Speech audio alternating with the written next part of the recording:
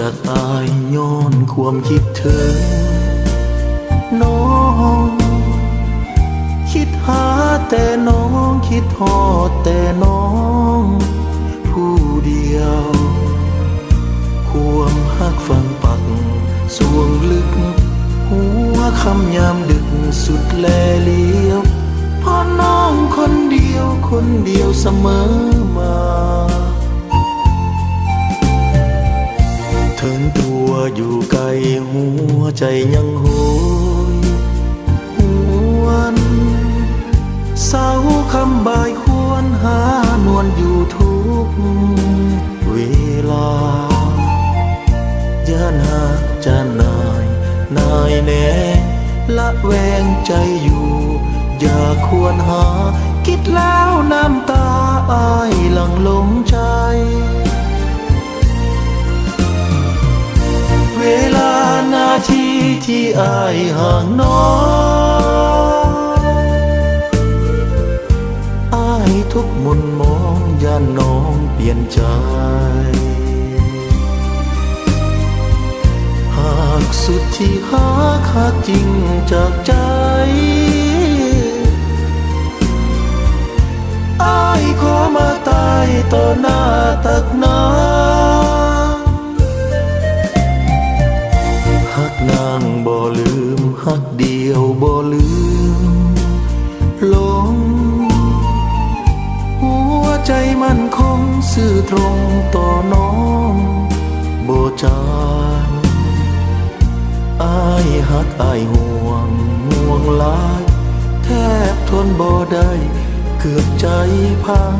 หลงเพ้อพะวังหักนางผู้เดียว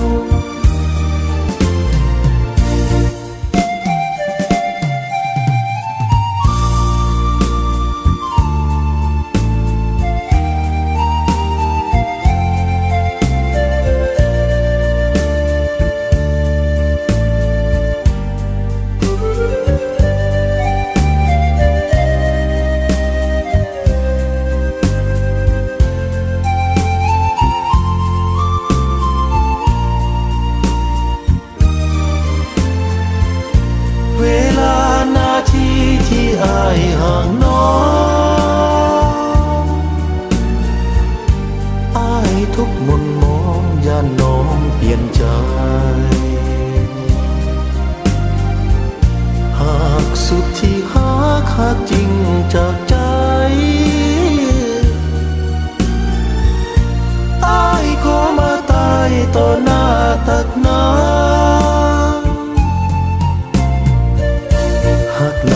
บ่ลืมหักเดียวบ่ลืมหลง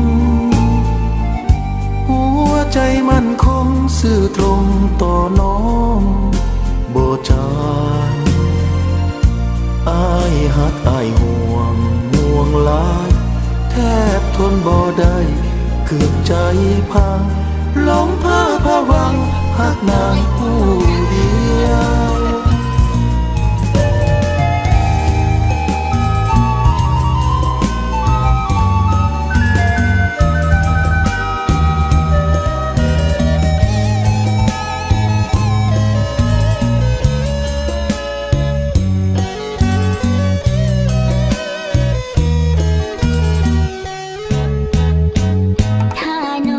จะแต่งก็แต่งได้อยู่คนเดียว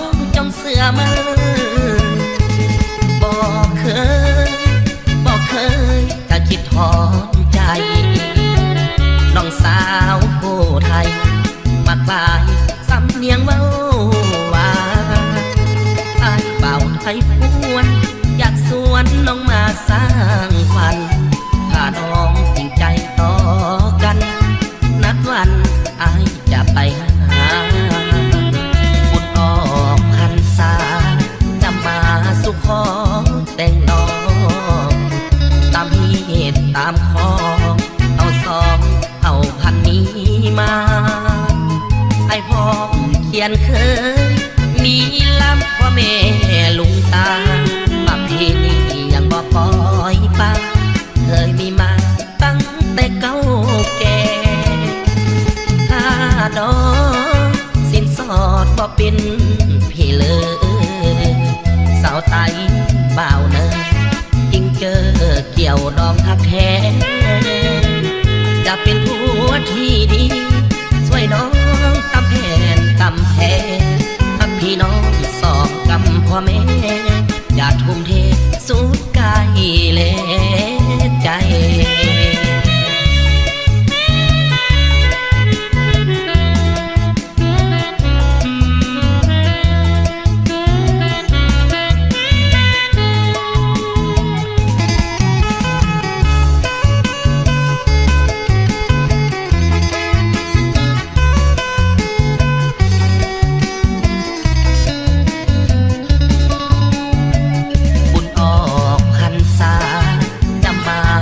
ขอ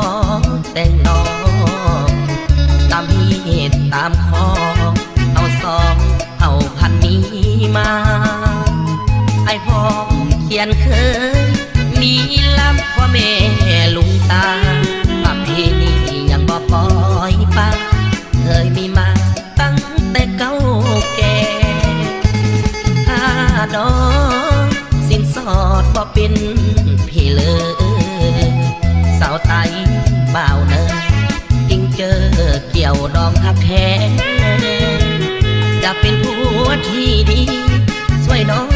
ตำแผ่นตำแพ้ทักพี่น้องสองกำพ่อแม่อย่าทุ่มเทสุดกายและใจ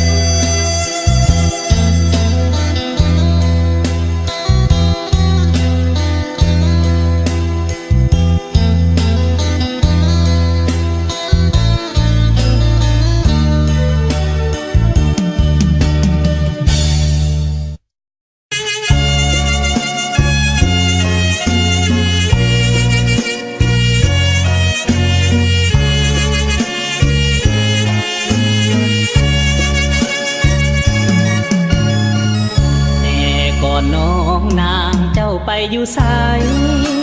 บ้านอายมีคู่ดวงใจ เป็นจังใดจริงมาเห็นหน้า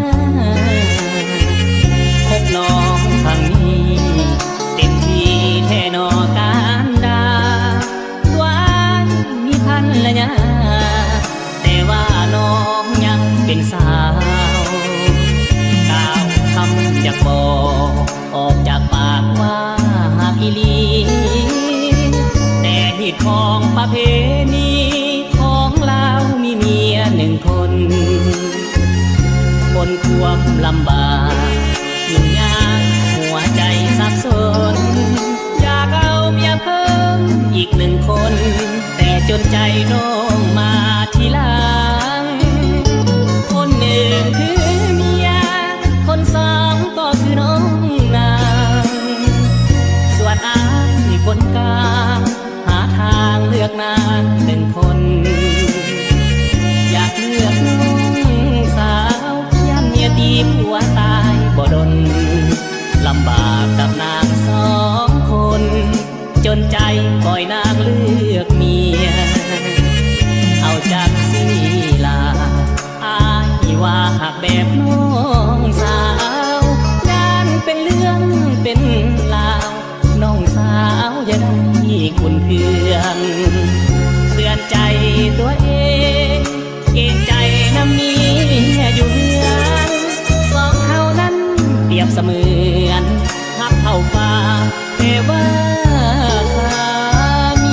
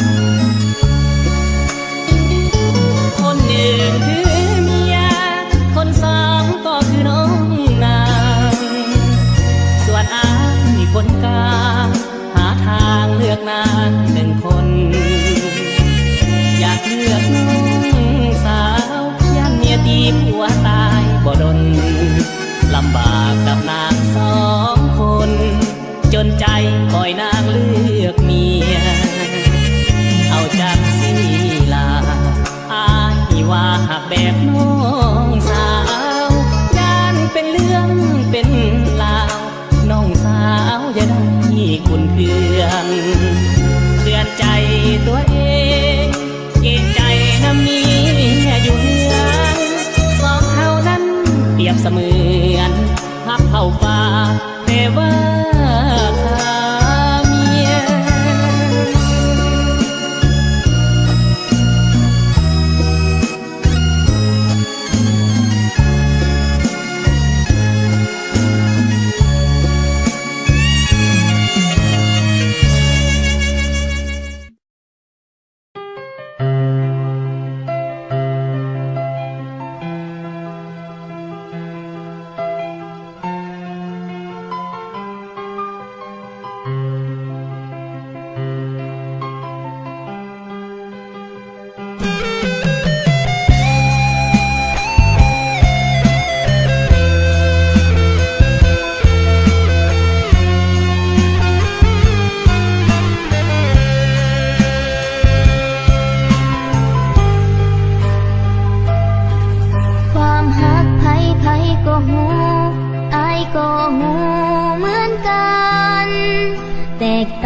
ไผคนนั้น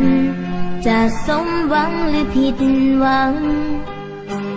น้องหูดีว่าอายบ่เคยมีใจให้กันแต่ความฮักบ่อาจฝืนกันทั้งอีกฝ่ายบ่ยินยอมทั้งแม้นอายจะมองห้ามไปความจริงใจที่น้องนั้นให้มาน้องหักอายไปแล้วน้องบ่อาจดึงใจกลับคืนแต่จะฝืนหักอายต่อไปแบบนี้อายอยากจากน้องไปน้องบ่อยากเสียอายไป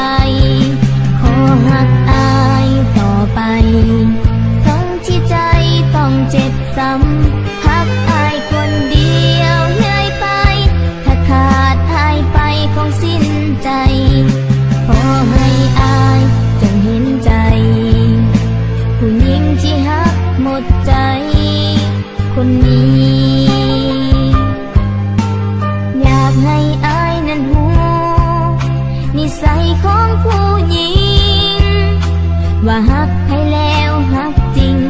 ถึงแม้นเขาคนนั้นบ่สน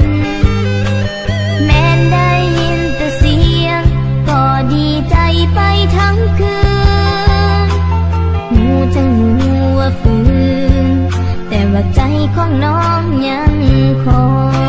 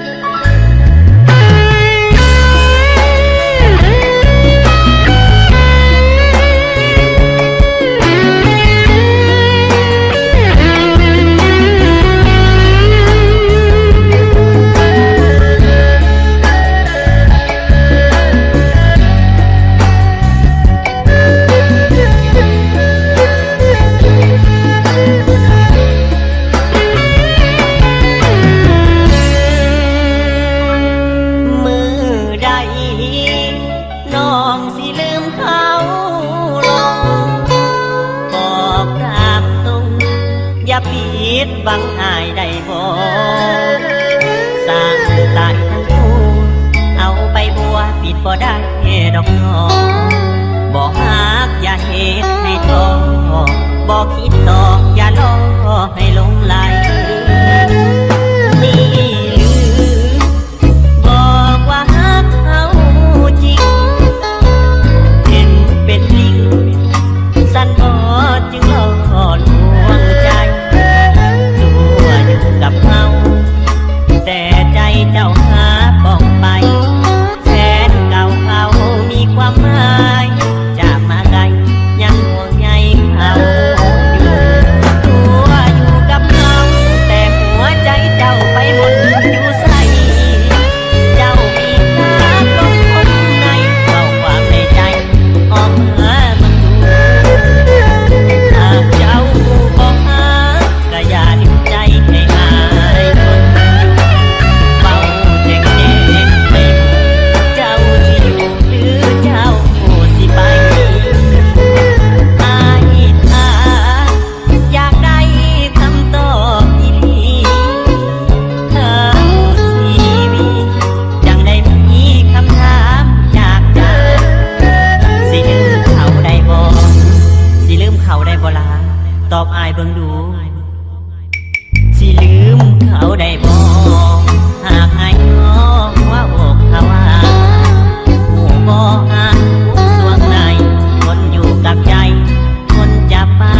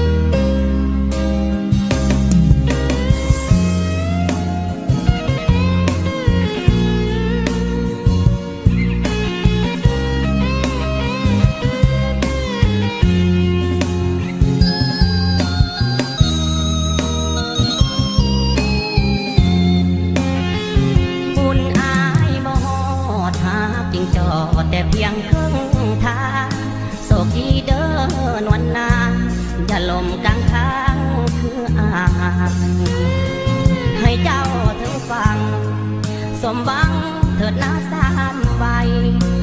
บุญอายมันบ่หลายยิ่งตายกลางทางกลางเคืองหากหวานเลื่อนเลยเดี๋ยวนี้เปลี่ยนเป็นคมคืนคนหักใจเป็นอื่นทงเงินตื่นเกิดมีปัญหาแพ่หนุ่มเศรษฐีมีลิกิจากอเมริกาเขาใส่เงินดอลลาร์อายหมดปัญญาสิไปแข่งขันบุญอายบ่พอกอดเจ้าเอาไว้บ่มันย้อนแพ้อายสั่นเป็นน้ำแทนปันให้เกิดมาจนบ่มีเก่งขี่กอดเจ้าบ่ดีก็เลยหล่นเป็นย้อนสวรรค์เล่นกลเสพอายให้ทนคมคืนสุขเถิดวันยืนอายคือสิพื้นบ่เจ้าเป็นเพียงหมาหอนเห่ารักษาเจ้าเรื่องความปลอดภัยส่วนเจ้าถึงฟังอายลงกลางวังแม่น้ำใหญ่หากเจ้าแห้งปานได้คือสิบ่ได้ย้อนบุญอายบ่ถึง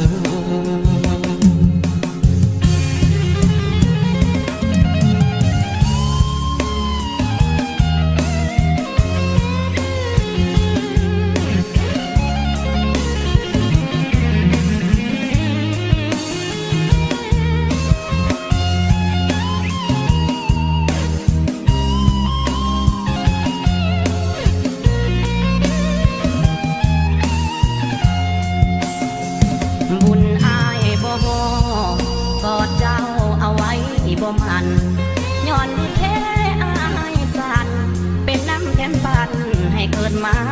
จนบ่มีเก่งขี่กอดเจ้าบ่ดีก็เลยหล่นเป็นย้อนสวรรค์เล่นกลเสกอายให้คนคมคืนสุขเถิดควันยืนอายคือสิบืนบ่เจ้าเป็นเพียงหมาหอนเห่ารักษาเจ้าเรื่องความปลอดภัยส่วนเจ้าถึงฟังอายลมกลางวังแม่น้ำใหญ่หากเจ้าแห้งปานได้คือสิบ่ได้ย้อนบุญอายบ่ถึง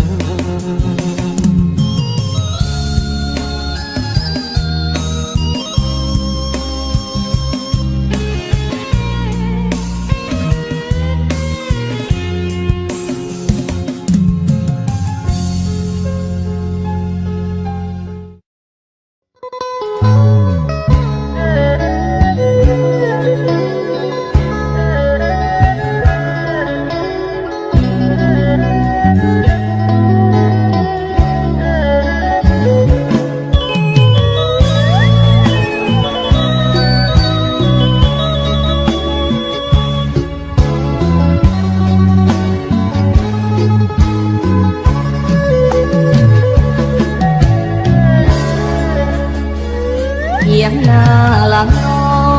ยยังคอยเจ้ามาพาพิงเจ้าของเพียงหน้าพิงเหตุใดน้องจึงกินกันคงหน้าสีทองสองเฮาเคยร่วมวาดฝันจะสร้างบ้านนาสวรรค์ให้เป็นวิมานสองเฮาจนเข้าขึ้นแล้วดอกพักกระเดาบานเพ่งหนุ่มนานอนหนาววังเพลงฟังเพลงซึ้งหัวใจแห้งเศร้าบ่มีสาวเพียงเทียงหน้าก็วางเป็นเป้าสัญญาสาบานสองเราใจสีเนาคือไข่ห้างไปบ่สั่งยังเด้ลือเทียดให้ไทยสาวบ้านนาลืมหน้าลืมควายลืมบากอายคนอยู่ทางหลังเป็นสาวไฮโซที่วิโก้เที่ยวห้างเมืองนางอยู่ตึกสูงลืมเพียงนางสั้นบ่นางจึงบอกเดินมานกกามันน้องยิ่งคิด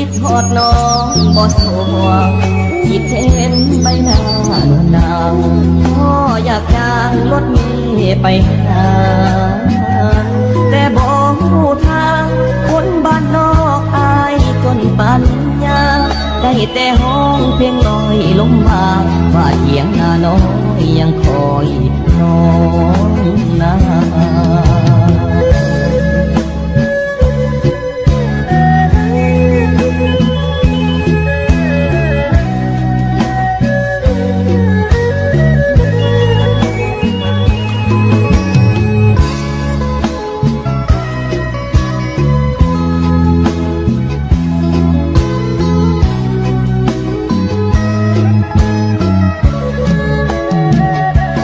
ไปบ่สั่งอย่างเด้ลืมเทียดให้ไทยสาวบ้านนาลืมนาลืมควายลืมบากอายคนอยู่ทางหลังเป็นสาวไฮโซที่มีโกเที่ยวห้างเมืองนางอยู่ตึกสูงลืมเพียงนางสั้นบ่นางจึงบอกเงินมานกกามันน้องยิ่งคิดทอดน้องบ่สวงคิดเห็นใบหน้าหนุ่มนางก็อยากจ้างรถเมล์ไปหาแต่บอกทางคนบ้านนอกอายจนปัญญาได้แต่ห้องเพียงลอยลมบางว่าเถียงนาน้อยยังคอยน้องนา เ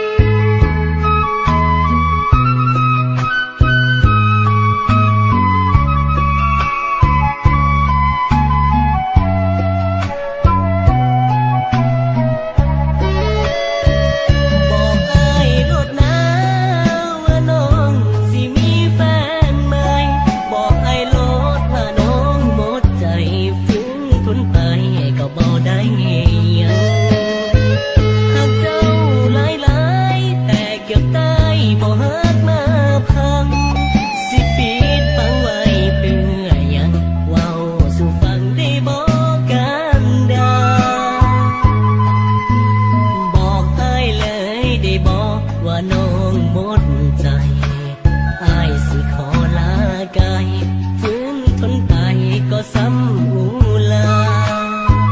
ขอให้โชคดีสุขีกับเขาเถิดนะส่วนอ้ายมีแต่น้ำตาจงบอกอ้ายสาว่าน้องหมดใจ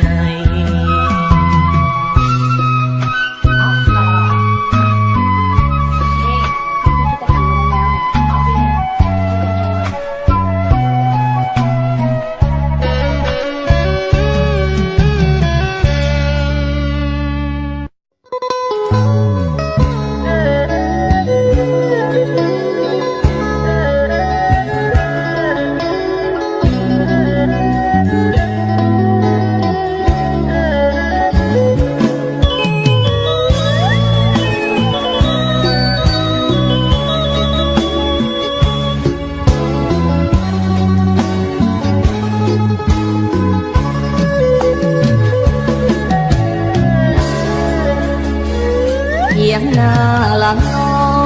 ยยังคอยเจ้ามาพาพิงเจ้าของยังอาจริงเหตุใดน้องจึงกินกันคงหน้าสีทองสองเฮาเคยห่วมวาดฝันจะสร้างบ้านนาสวรรค์ให้เป็นวิมานสองเฮาจนเขาขึ้นลาวดอกพักกระเดาบ้านเองหนุ่มนานอนหนาววังเองฟังเพลงซึ้งหัวใจแห้งเศร้าบ่มีสาวเทียงหน้าก็วางเป็นเป้าสัญญาสาบานสองเราใจสีเนาคือไทยห้างไปบ่สั่งยังเด้ลืมเทียดให้ไทยสาวบ้านนาลืมนาลืมควายลืมบากอายคนอยู่ทางหลังเป็นสาวไฮโซที่พิโกเที่ยวห้างเมืองนางอยู่ตึกสูงลืมเพียงนางสั้นบ่นางจึงบอกเกินมานกกามันน้องยิ่งคิดทอดน้องบ่สวงคิดเห็นใบหน้าหนุ่มนาวพ่ออยากจ้างรถเมล์ไปหาแต่บอกผู้ทางคนบ้านนอกอายจนปัญญาได้แต่ห้องเพียงลอยลมบางว่าเถียงนาน้อยยังคอยน้องนา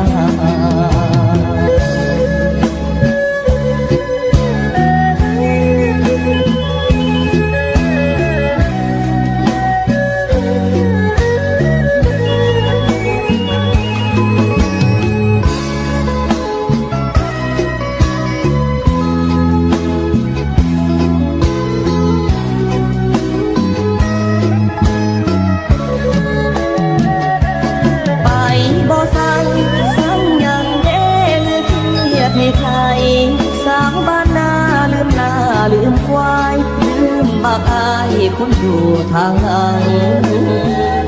เป็นสาวไฮโซที่พิโกเที่ยวห้างเมืองนาง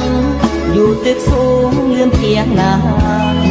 สั้นบ่นางจึงบอกเกินมานกกามันน้อง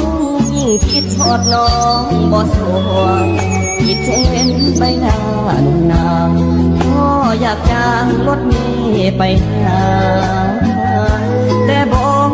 ทางคนบ้านนอกอายจนปัญญาได้แต่ห้องเพียงลอยลมบางว่าเถียงนาน้อยยังคอยน้องนา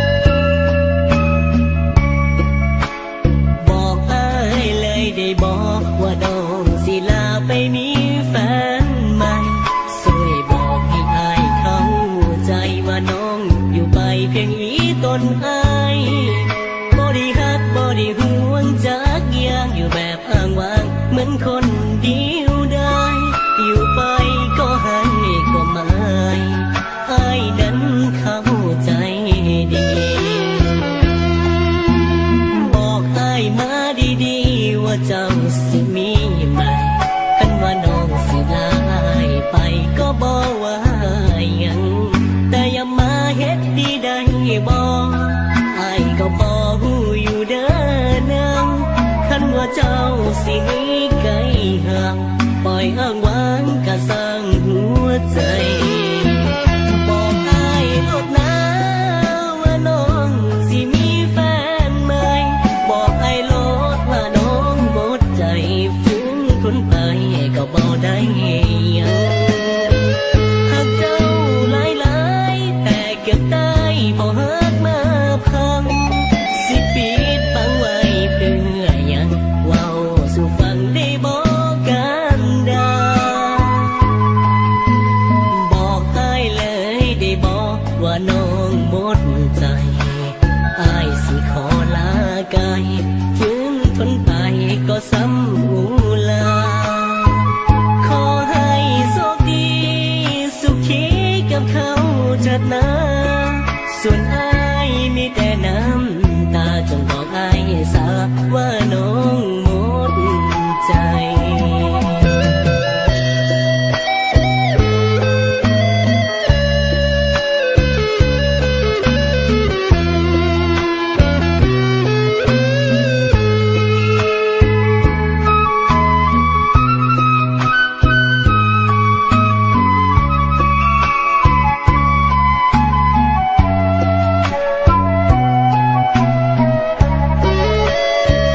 บอกอายโลดนะว่าน้องสิมีแฟนใหม่บอกอายโลดว่าน้องหมดใจถึงทนไปก็บ่ได้หยังหากเจ้าหลายๆแต่เก็บได้บ่ฮักมาพัง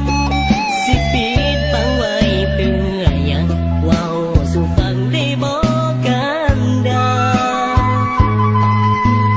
บอกอายเลยได้บอกว่าน้องหมดใจอายสิขอลาไกลฝืนทนไปก็ซ้ำหูลาขอให้โชคดีสุขีกับเขาเถิดนะ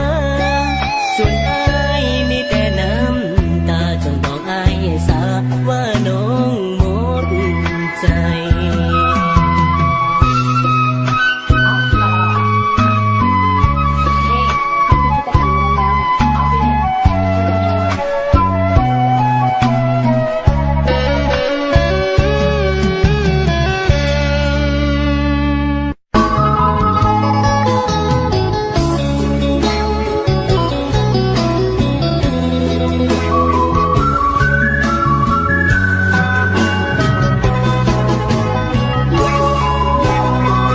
คนฮักเจ้าเอ่ยก่อนเคยฮักกัน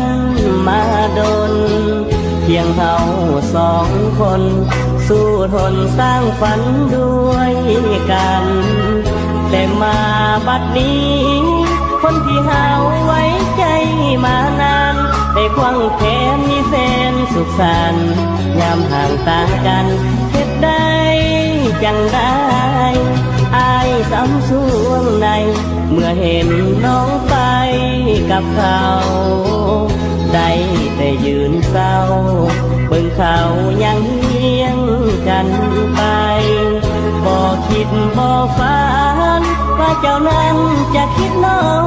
กใจมากับมาหายังไงเหมือนดังว่าน้องบ่มีหยังเลยเข้ากันบ่ได้สิคบกันไปเฮ็ดหยังอ้ายบ่อยากให้น้ำตาพังกลางลงสองทางให้เขาเว้าเยอะพอแล้วคนหากับคนหักหลังดังเค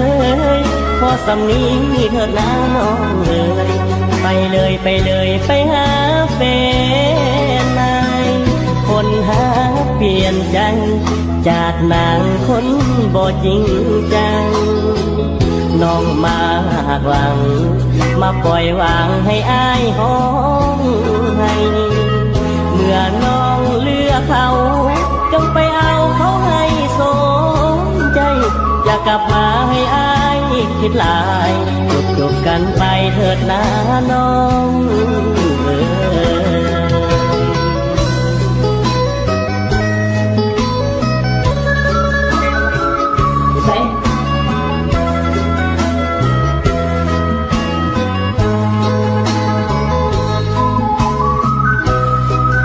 น้องอยู่ใส่ น้องนอนอยู่ห้องนี้แหละ เข้า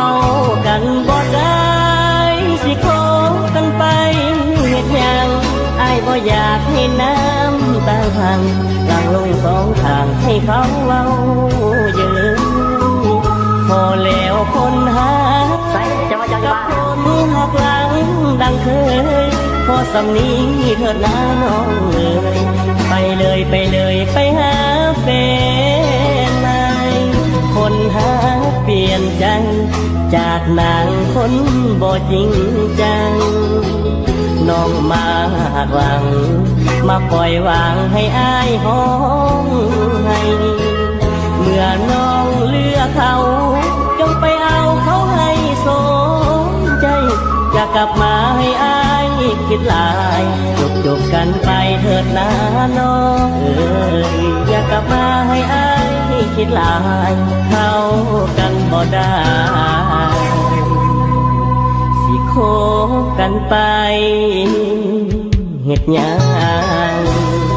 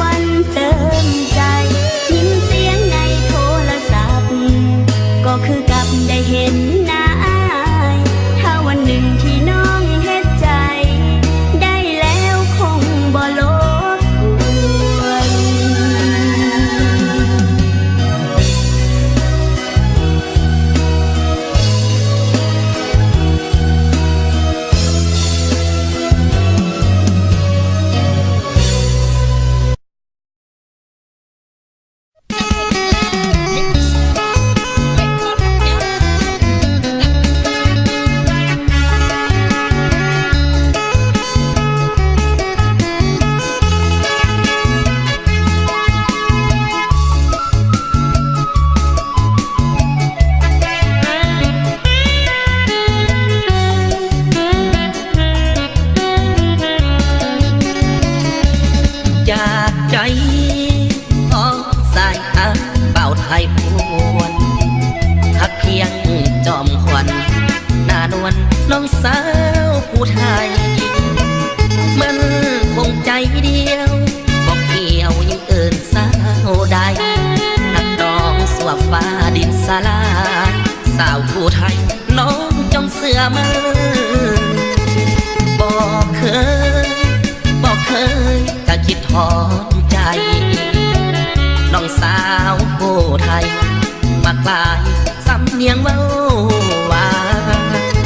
ไอ้เป่าไทยพวนอยากสวนน้องมาสร้างฝันถ้าน้องจริงใจต่อกันนัดวันไอ้จะไปหาบุญออกพรรษาจะมาสุขอแต่งน้อง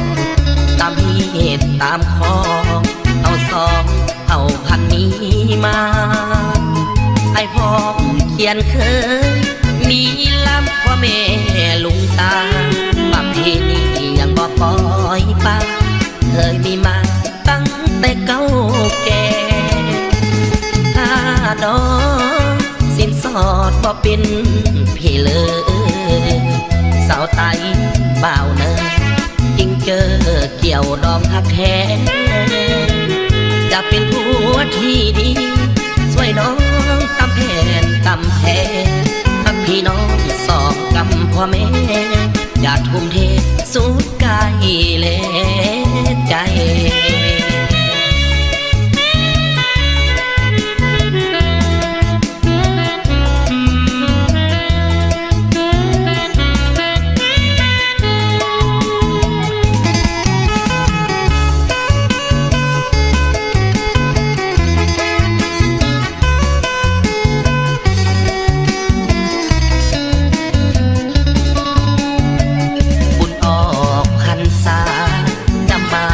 ขอ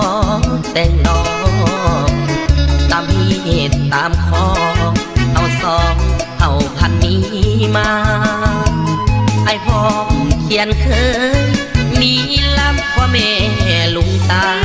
ประเพณียังบ่ปล่อยปังเคยมีมาตั้งแต่เก่าแก่ถ้าดอกสินสอดบ่เป็นพี่เล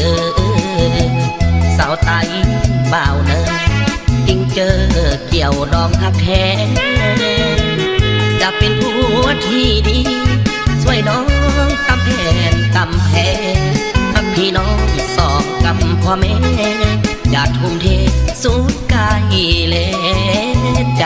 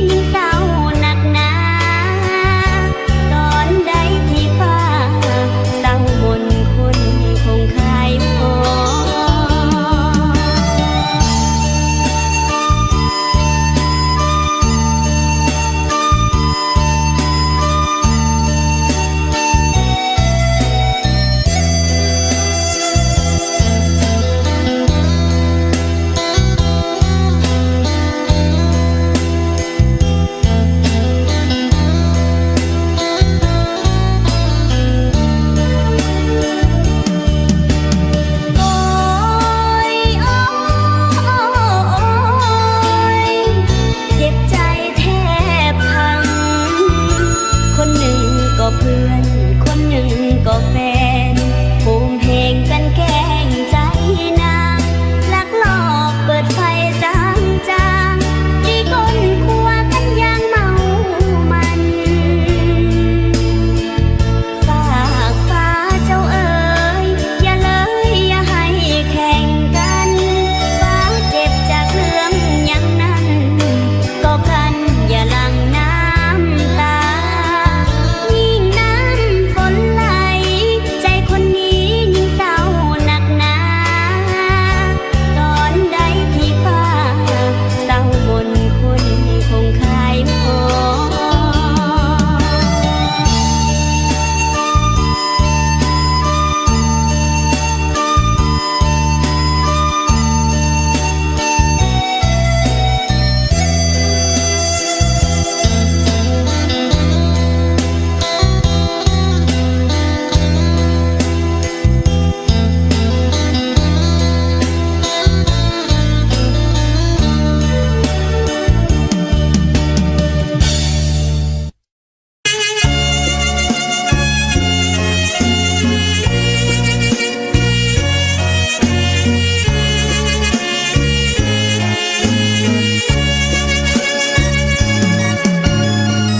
แต่ก่อนน้องนางเจ้าไปอยู่ไส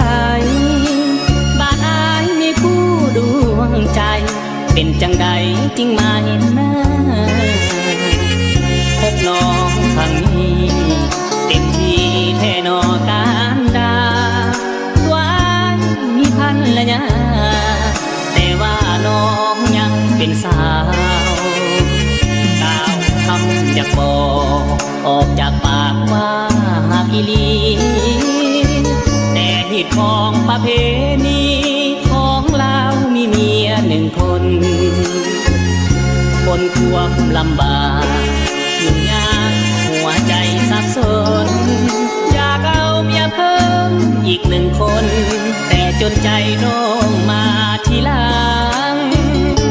คนหนึ่งคือเมียคนสองก็คือน้องนางส่วนอายคนกลางหาทางเลือกนางหนึ่งคน อยากเลือกน้องสาวย่ำเมียตีผัวตายบ่ดนลำบากกับนางสองคน จนใจปล่อยนางเลือกเมีย เอาจากสีลาอายว่าหากแบบน้องสาวด้านเป็นเรื่องเป็นราวน้องสาวอย่าได้ขุ่นเคืองเตือนใจตัวเองเกรงใจน้ำนี้อยู่เมืองสองเท่านั้นเปรียบเสมือนทับเท่าฟ้าแต่ว่าข้าเมีย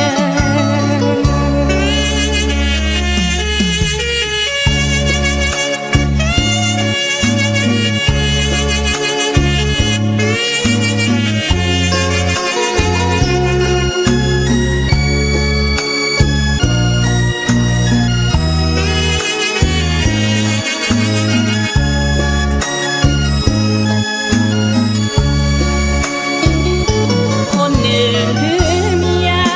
คนสองก็คือน้องนางส่วนอายคนกลางหาทางเลือกนางหนึ่งคน อยากเลือกน้องสาวย่านเมียตีผัวตายบ่ดนลำบากกับนางสองคน จนใจคอยนางเลือกเมีย เอาจากสีลาอายว่าหากแบบน้องสาวด้านเป็นเรื่องเป็นราวน้องสาวอย่าได้ขุ่นเคืองเตือนใจตัวเองเกรงใจน้ำนี้อยู่เมืองสองเท่านั้นเปรียบเสมือนพักเท่าฟ้าแต่ว่าข้าเมีย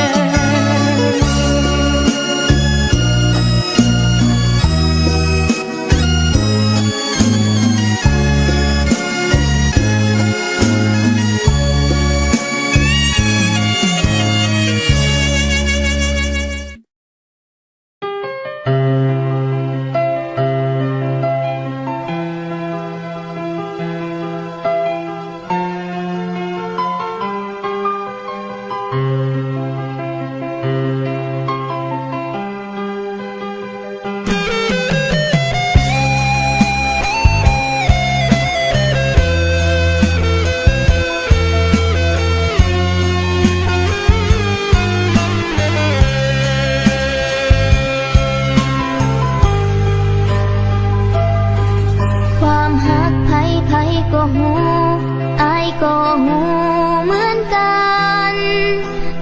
ต่างว่าไผคนนั้น จะสมหวังหรือผิดหวัง น้องหูดีว่าอายบ่เคยมีใจให้กัน แต่ความหักบ่อาจตื่นกันถึงอีกฝ่ายบ่ยินยอมถึงแม้นอายจะมองข้ามไป ความจริงใจที่น้องนั้นให้มา น้องหักอายไปแล้วน้องบ่อาจดึงใจกลับคืน แต่จะฝืนหักอายต่อไปแบบนี้อายอยากจากน้องไปน้องบ่อยากเสียอายไป ขอหักอายต่อไปทั้งที่ใจต้องเจ็บซ้ำหักอายคนเดียวเหนื่อยไปถ้าขาดอายไปคงสิ้นใจขอให้อายจงเห็นใจผู้หญิงที่หักหมดใจคนนี้ อยากให้อายนั้นหูนิสัยของผู้หญิง ว่าหักให้แล้วหักจริงถึงแม้นเขาคนนั้นบ่สน แม้นได้ยินแต่เสียงก็ดีใจไปทั้งคืนหูจังหูว่าฝืนแต่ว่าใจของน้องยังคอย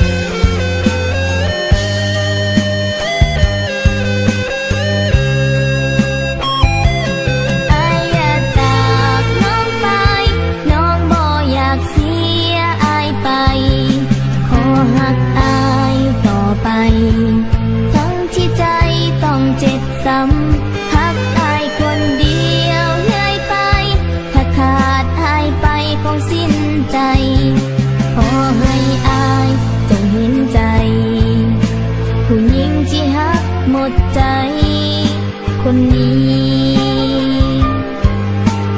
อยากให้อายนั้นหูนิสัยของผู้หญิงว่าหักให้แล้วหักจริงถึงแม้นเขาคนนั้นบ่สนแม้นได้ยินแต่เสียงก็ดีใจไปทั้งคืนหูจังหูว่าฝืนแต่ว่าใจของน้องยังคอย